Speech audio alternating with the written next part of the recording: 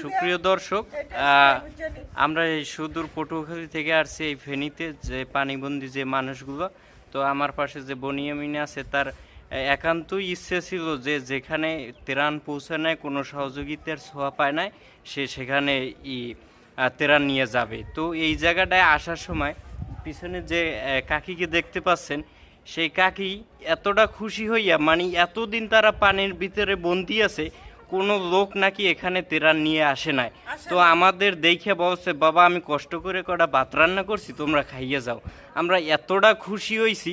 এবং এই বনিয়ামিন আমাদের টিম, এরাই নাকি প্রথম এখানে ত্রাণ নিয়ে আসছে। তো আমাদের উদ্দেশ্য ছিল ফুলগাজী ত্রাণ নিয়ে, যে কোনো স্ক্রিপ্ট বোর্ডটা আমাদের নষ্ট হয়ে গেছে, আমরা সে জায়গায় যাইতে পারি নাই। তো এখন এই বনিয়ামিন আবার ইচ্ছে করছে আগামীকালকে এখানে 300 পরিবারের সহায়তা দেবে। এবং কাকির কথায় খুবই আপ্লুত হয়ে গেছি। আসলে আপনারা সবাই এগিয়ে আসেন। অনেকেই ভিডিও করতে পারি।